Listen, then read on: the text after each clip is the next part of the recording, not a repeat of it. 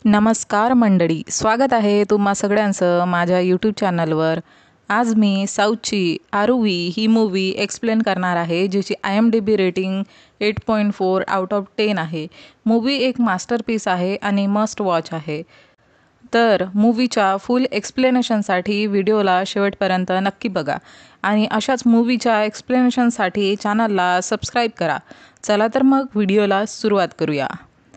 मूवीच्या सुरुवातीला आपण आरवी नावाच्या मुलीला बघतो, जिची तब्येत बिघडल्यामुळं तिला ॲम्ब्युलन्समधून हॉस्पिटलमध्ये आणताना आपण बघतो. आरवीसोबत तिची फ्रेंड इमिली असते. बाहेर जोरदार पाऊस पडत असतो तेव्हा इमिली आरवीचा हात पकडून बोलते की आरवी, मला वाटलंच होतं आज पाऊस पडणार. आणि सीन तिथंच कट होऊन पास्टमध्ये जातो, जिथं आपल्याला लहान आरवी दाखवल्या जाते. आरवी हसरी आणि मस्तीखोर मुलगी असते.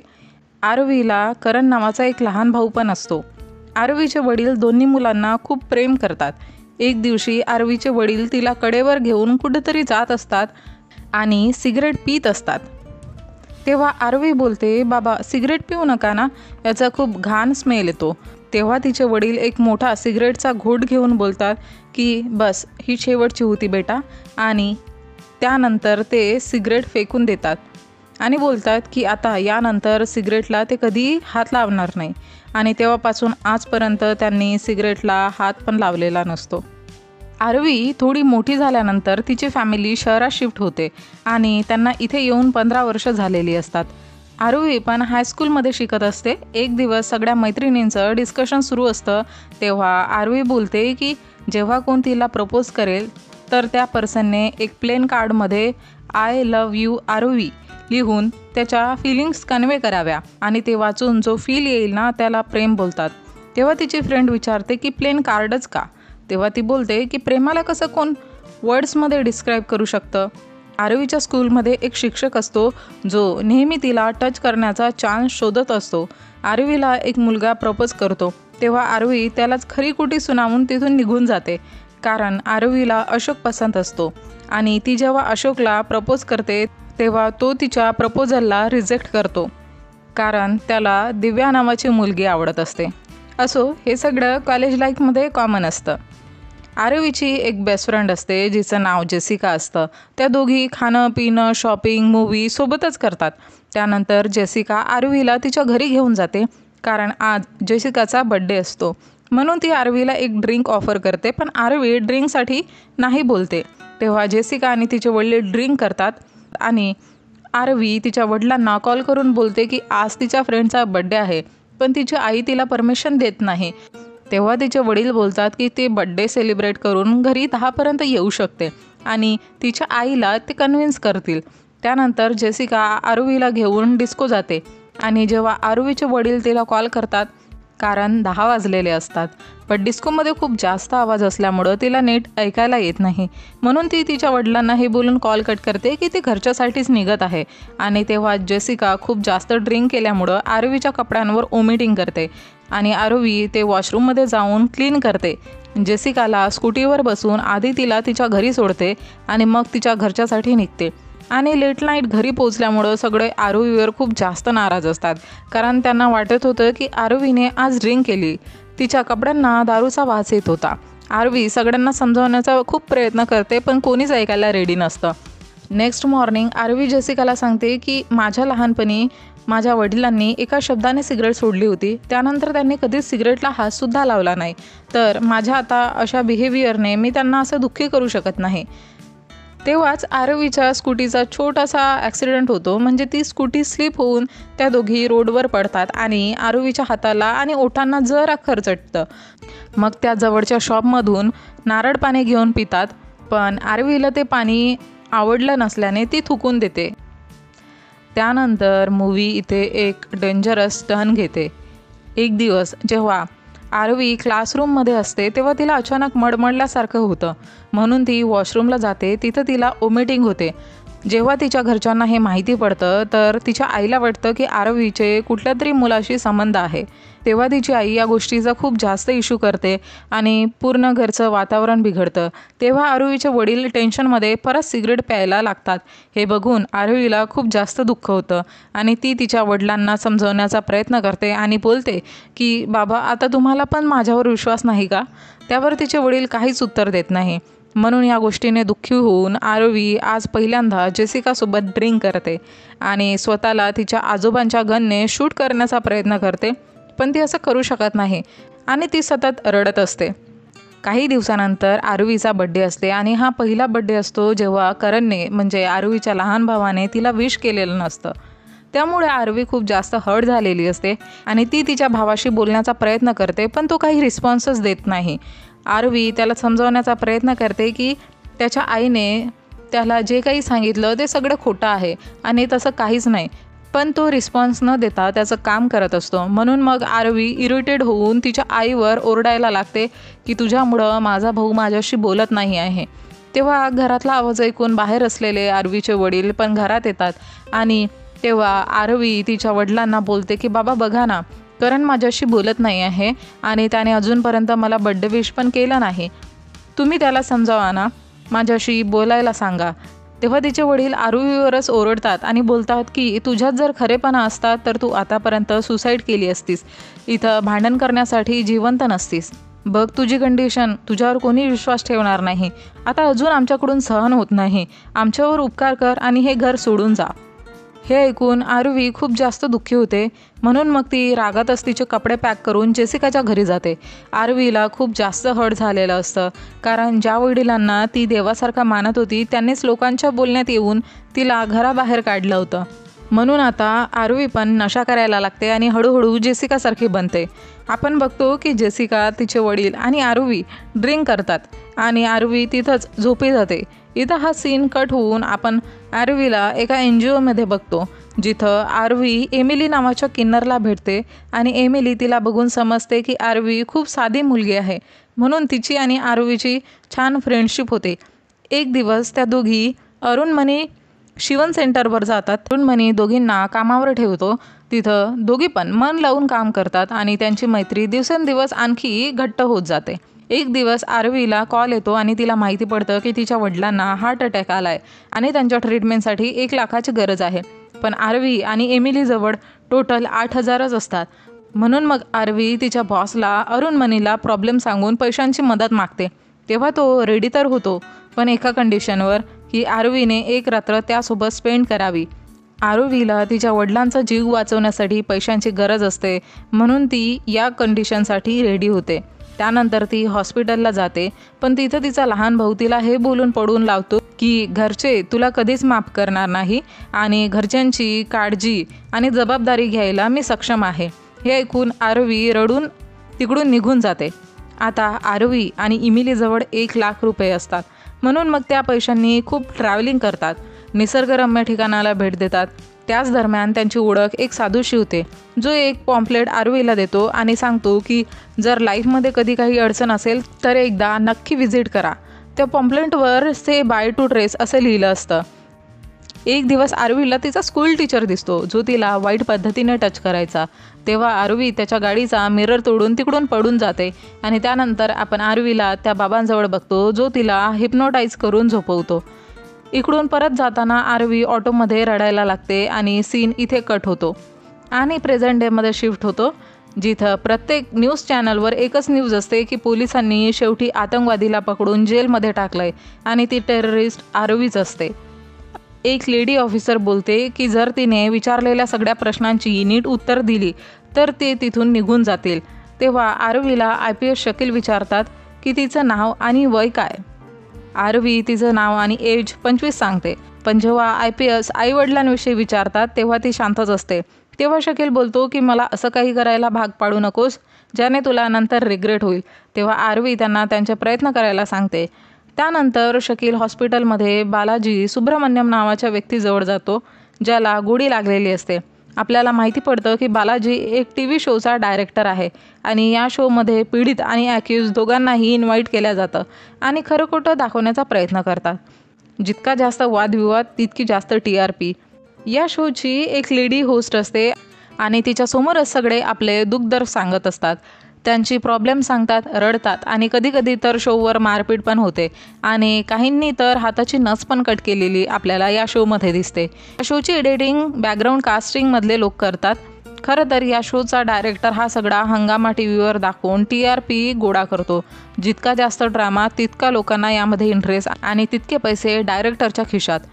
जसं बिग बॉसमध्ये होतं, पण या शोचा डायरेक्टर त्यापुढे पण एक स्टेप या शोला न्यायचा विचार करतो. एक दिवस या सेटवर ईमेल येऊन पीटरला सांगते की माझ्या फ्रेंडवर 3 लोकांनी रेप केला आहे. तेव्हा ही न्यूज पीटर TVच्या डायरेक्टरला सांगतो आणि तसंही त्या दिवशीचा शूट कॅन्सल झाल्यामुळं TV शोच्या डायरेक्टरला एक मसालेदार न्यूज पाहिजे असते आणि त्याला हा मसाला आरोहीच्या स्टोरीमधून मिळतो. म्हणून मग तो लगेच शोची शूटिंग सुरू करतो आणि आरोहीला येऊन भेटतो आणि तिला विचारतो की हे सगळं TVवर येईल तर तुला काही प्रॉब्लेम तर नाही. त्यावर आरोही नाही असं उत्तर करते. त्यानंतर पीटर त्या तिघांचा नाव, नंबर, पत्ता घेऊन एकाला कॉल करून शोवर येण्यासाठी विचारतो. तिघांना शोच्या शूटिंगसाठी बोलवतो. जेव्हा ते येण्यासाठी नाही बोलतात तेव्हा पीटर ही खबर पोलिसांना सांगण्याची धमकी देतो. नेक्स्ट डे शूटिंगची तयारी सुरू असते. शोची होस्ट पण येणार असते. तेव्हा डायरेक्टर आरोहीला सांगतात की सेटवर लाईट्स, कॅमेरा बघून जरा पण नर्वस नको होऊस. तिथं तुझे गुन्हेगार तुझ्यासमोर असतील आणि ते तुला काही बोलतील तर तू सडेतोड उत्तर दे आणि बोल की बायकांना काही तुम्ही उपभोगाची वस्तू समजता का. तिथंच देवीसारखी एक बाई पण असणार आहे जिच्या पुढं जर तुला रडायला आलं तर फ्रीली रड आणि रडताना तिच्या शोल्डरवर डोकं टेकून रड किंवा पायात पडून रड. पायात पडून कसं रडायचं मी सांगू का. हे सगळं ऐकून आरोहीला खूप वियर्ड वाटतं, जसं आता तुम्हाला पण वाटतंय. त्यानंतर आपण TV शोची होस्ट बघतो. ती बिलकुल तशी नसते जशी शोमध्ये दिसते किंवा डायरेक्टरनी डिस्क्राईब केली असते की काइंड, सिम्पॅथेटिक. ती फक्त तशी ॲक्टिंग कॅमेरासमोर करते. डायरेक्टर शूटिंगच्या आधी कॅमेऱ्याची पूजा करतो. म्हणजे काम कितीही वाईट करा पण देवाची पूजा तर मॅन्डेटरी आहे. असो, शूटिंग सुरू होतं आणि होस्ट लेडी आरोहीविषयी इमोशनल लाईन्स बोलते आणि ब्रेक घेऊन कॉल अटेंड करते. त्यानंतर ग्लिसरीन लावून रडण्याची ॲक्टिंग करते. ते त्यांच्या शोवर फक्त असं पोर्ट्रे करण्याचा प्रयत्न करतात की त्यांना लोकांच्या दुःखात खूप दुःख आहे आणि त्यांना लोकांविषयी खूप जास्त सहानुभूती आहे. हे सगळं आरोही लांबून बघत असते. मग आरोहीवर कॅमेरा शिफ्ट होतो तेव्हा ती सांगते की तिच्यावर तिच्या फ्रेंडच्या वडिलांनी रेप केला जेव्हा ती त्यांच्याबरोबर राहायची. दुसरा तो आध्यात्मिक साधू ज्याने मला हिप्नोटाईज केलं आणि तिसरा माझा बॉस ज्याने मला 1 लाख रुपये दिले. या 3ही पर्सननी माझ्या वाईट काळात माझी मदत केली आणि सोबतच माझा फायदा पण घेतला. आणि दुसरा टेक इथेच संपतो. तेव्हा डायरेक्टर त्या लेडी होस्टजवळ येऊन बोलतो की मॅडम तुम्हाला कसंही करून त्या तिघांना भडकवायचं आहे. मारामारी झाली तर फारच बेस्ट, आम्ही सांभाळून घेऊ. त्यानंतर टेक सुरू होतो आणि होस्ट त्यांना विचारते तेव्हा ते तिघही त्यांनी असं केलं नाही हेच बोलतात. याच दरम्यान त्या तिघांमध्ये वाद होतो. हे बघून होस्टला हसायला येतं म्हणून शोवर परत ब्रेक होतो. तेव्हा डायरेक्टर आरोहीला एक मूवीमध्ये चान्स देण्याचं बोलतो आणि विकेंडला त्याला एकटीला भेटायचं सांगतो. डायरेक्टर पण संधिसाधू व्यक्ती होता हे आपल्याला यावरून लक्षात येतं. त्यानंतर टेक सुरू होतो. होस्ट आरोहीला बोलतात की तुला वाटेल तसं आपण करूया. तुला पोलीस केस करायची असेल तर तसं कर. आम्ही आणि पूर्ण देश तुझ्यासोबत आहे. त्यावर आरोही बोलते की मला फक्त त्यांच्याकडून सॉरी ऐकायचं आहे. त्यावर होस्ट बोलते की यांनी तुझ्याशी इतकं वाईट बिहेवियर केलं आणि तरी तुला फक्त सॉरी त्यांच्याकडून ऐकायचं आहे. तुला जेही बोलायचं असेल ते बिनधास्त बोल. इथं होस्ट आरोहीला भडकवण्याच्या प्रयत्नात आपल्याला दिसते. तेव्हाच आरोही बोलते की मॅडम मला एड्स आहे. हे ऐकून सगळे शॉक होतात, स्पेशली ते तिघं. आणि तिचं मेडिकल सर्टिफिकेट दाखवते, तिचे मेडिसिन्स आणि त्वचेवरचे दाग पण. आणि बोलते यांनी माझ्यासोबत वाईट काम केलं आहे तर मला असं वाटतं आहे की आता त्यांना पण एड्स होईल. आणि सांगते की लहानपणापासून मी खूप सेन्सिटिव्ह होती. मला 2 वर्ष आधी मलेरिया झाला तेव्हा हॉस्पिटलमध्ये नेण्यात आलं. तिथं मला समजलं की मला एड्स आहे आणि हा रोग मला कसा झाला हे मला ठाऊक नाही. डॉक्टरने सांगितलं की ही खूप रेअर केस आहे, बहुतेक ॲक्सिडेंटली मला झाला असावा. याच दरम्यान आपल्याला फ्लॅशबॅकचा सीन दाखवला जातो जेव्हा आरोही आणि जेसिकाचा तो छोटासा ॲक्सिडेंट झालेला असतो. तेव्हा आरोहीच्या ओठांना जखम झालेली असते. तेव्हा ज्या नारळ पाणीवाल्याने त्यांना नारळ पाणी दिलं असतं त्याला एड्स असतो. नारळ कट करताना त्याचं बोट कट होतं आणि तेच रक्त त्या स्ट्रॉवर लागतं आणि ते रक्त आरवीच्या ओठांच्या जखमेला. तिथून आरवीला त्या एड्सची लागण झालेली असते. आरवी सांगते की जेव्हा ही गोष्ट तिच्या आजूबाजूंच्या लोकांना माहिती पडली तेव्हा त्यांना वाटलं की हे सगळं संबंध केल्यामुळं झालं. मग हळूहळू सगळ्यांनी माझ्याशी बोलणं बंद केलं. माझ्या आईवडिलांना सगळं माहिती असूनही त्यांनी माझ्यावर विश्वास केला नाही. माझ्यात खूप चेंजेस झाली. मी कॉलेज पण पूर्ण करू शकली नाही. माझ्या घरच्यांना वाटलं की मी काही वाईट काम करून आली आहे म्हणून त्यांनी मला घर सोडण्यासाठी सांगितलं. तेव्हाच मी जेसिकाकडे गेली. तिथे मी जास्त दिवस राहू शकले नाही. त्यानंतर मी एका NGOमध्ये गेली. तिथं मला इमेली भेटली आणि ती पण HIV पॉझिटिव्ह आहे. त्यानंतर ती बोलते की मॅडम या तिघांना लवकर चांगल्या डॉक्टरशी कन्सल्ट करायला सांगा आणि त्यानंतर परत ब्रेक होतो. आणि तेव्हा आरवी आणि इमिली तिथून जात असताना आरवी डायरेक्टरला स्माईल देते. उस लेडी तिथे येऊन डायरेक्टरला बोलते की माझ्याकडून काही एड्सचा एपिसोड शूट करून घेतोय. त्या मुलीने मला पण टच केलं आहे. जर मला एड्स झाला तर? तेव्हा डायरेक्टर तिला समजावतो की मॅडम हा रोग टचने स्प्रेड होत नाही. डायरेक्टरसाठी तर शूट छान चाललेलं. मग डायरेक्टर सेटवर डॉक्टरला पण बोलवतो आणि त्या तिघांची पण टेस्ट होते. त्यात ते तिघंही HIV निगेटिव्ह असतात. फक्त आरवी HIV पॉझिटिव्ह असते. पण डायरेक्टरला हा शो अजूनच मसालेदार बनवायचा असतो म्हणून तो टेस्टचा रिझल्ट त्या तिघांना सांगत नाही. त्यानंतर शो परत कंटिन्यू होतो.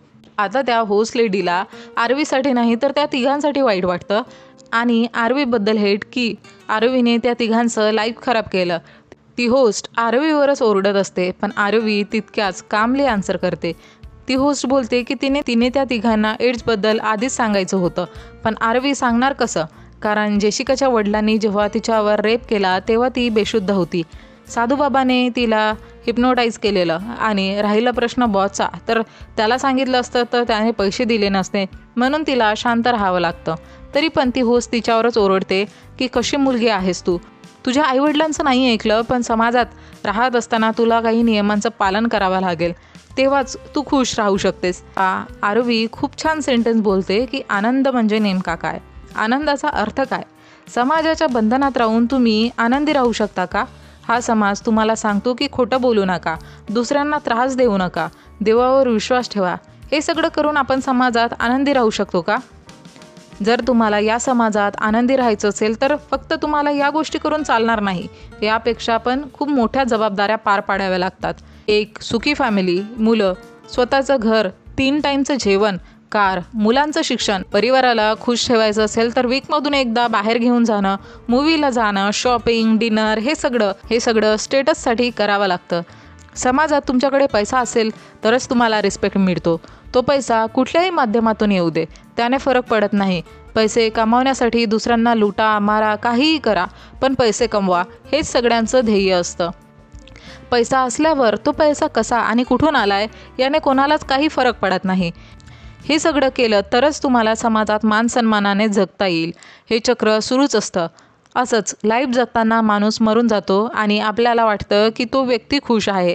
त्यानंतर ती त्या तिघांना बघून बोलते की जसं माणूस समाजाच्या चक्रात फसून मरून जातो तशीच या तिघांची डेथ पण एड्समुळं होऊ शकते.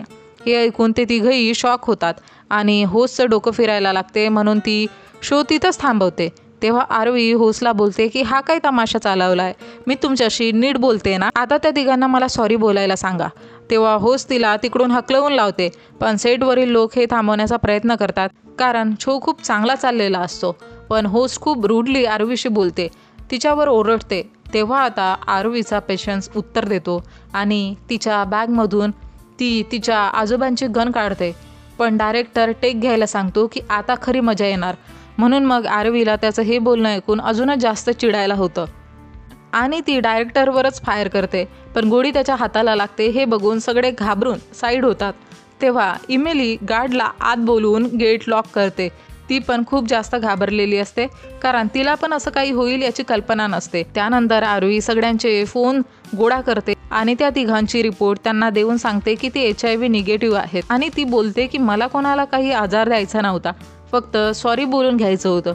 हे बोलून त्या तिथून निघणारच तर तिथं अरुणमणी येऊन आरवी आणि इमिलीला मारायला लागतो.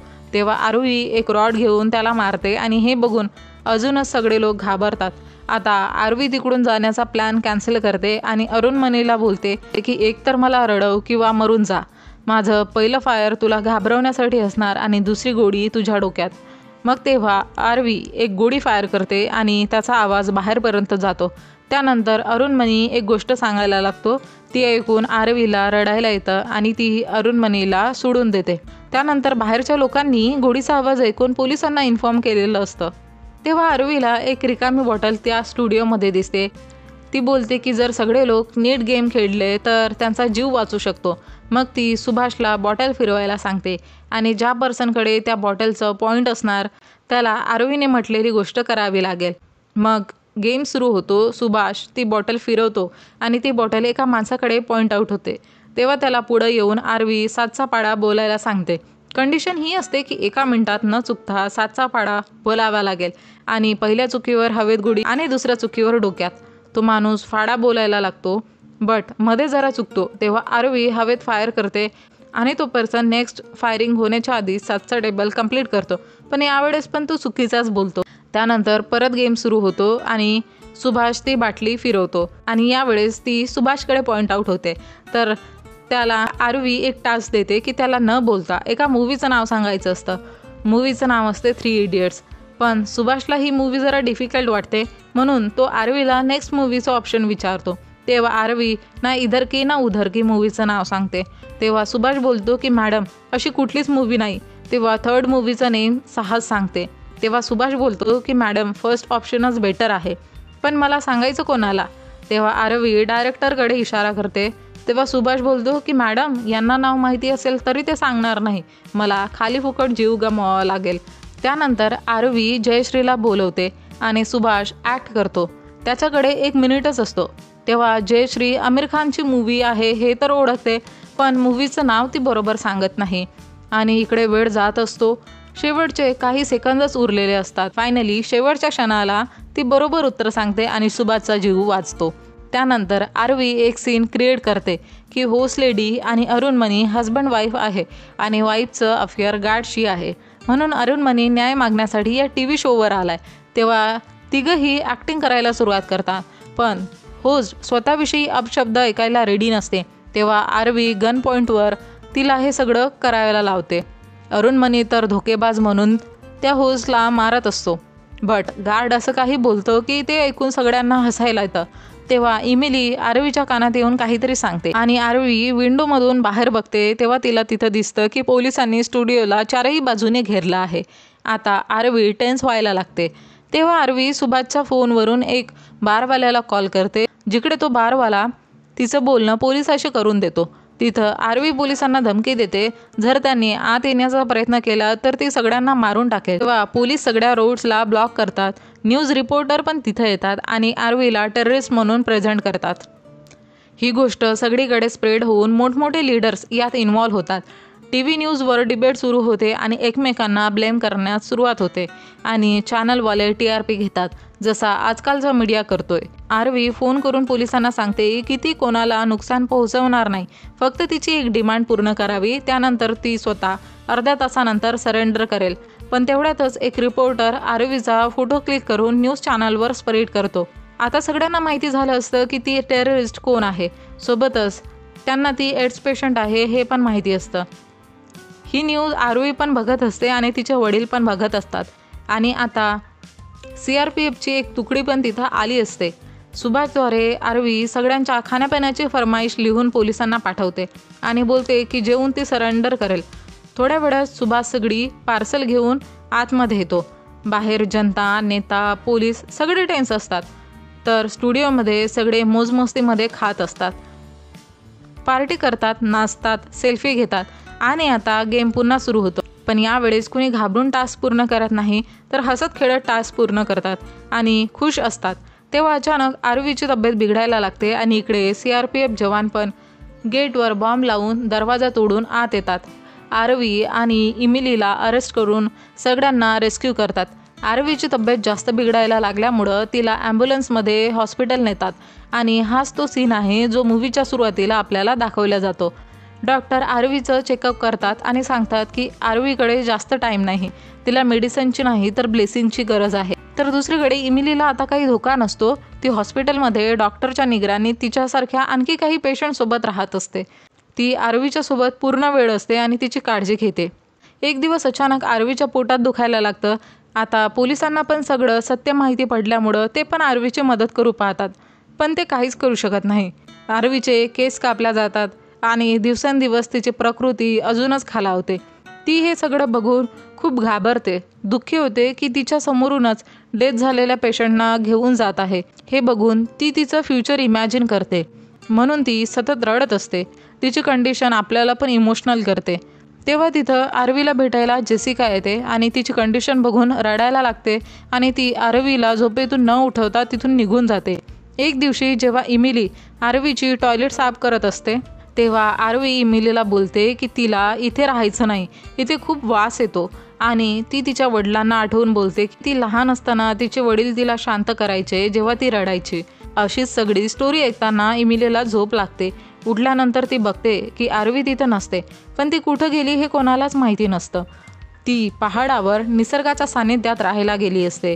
तिचे वडील आरवीला आणि आरवी तिच्या वडिलांना आठवून रडते. ती सगळ्या पास्ट मेमोरीजचा एक व्हिडिओ बनवून तिच्या फ्रेंड्सना, फॅमिली मेंबर्सला आणि तिने ज्या लोकांना स्टुडिओमध्ये कैदी बनवलं होतं त्या लोकांना, तिचा भाऊ, वडील आणि फेसबुकला शेअर करते, ज्यात ती बोलते की मला नाही माहीत हा मेसेज जेव्हा तुम्हाला मिळेल तेव्हा मी जिवंत पण असेल की नाही. बाकी मुलींसारखी माझे पण लाईफविषयी काही स्वप्न होते, पण ते सगळे स्वप्नच राहिले. मी इथे खूप दिवसापासून आहे. रोज मरणाचा विचार, या सुंदर जागेला सोडून जाण्याचा विचार मला जाणीव करून देतात की मी आयुष्य नीट जगू शकले नाही. दुःख आहे पण ठीक आहे, त्रास आहे पण ठीक आहे, जेवण गिळू शकत नाही पण ठीक आहे. आणि ती रडताना बोलते की बाबा मला तुमची खूप आठवण येते, रोज आठवण येते.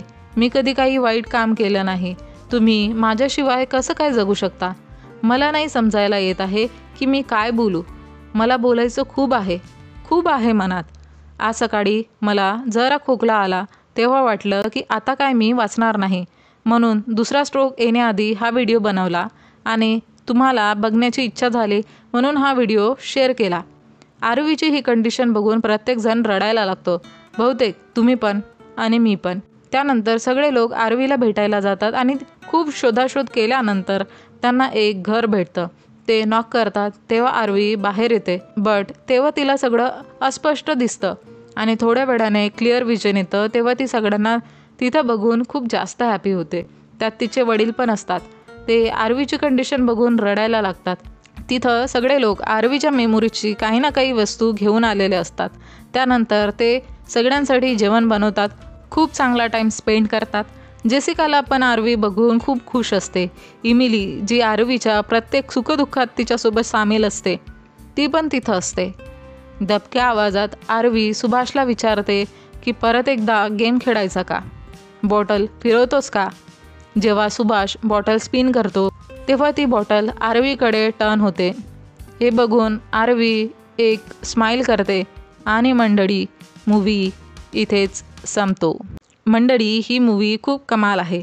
मूवीला पूर्ण कव्हर करण्याचं मी ट्राय केलं, पण तरीही या मूवीचे खूप सीन असे आहेत की मला वाटतं ते तुम्ही स्वतः एक्सपिरियन्स करावे आणि हा मूवी एकदा नक्की बघावा. हा मूवी तुम्हाला यूट्यूबवर मिळून जाईल, हिंदी डबमध्येच.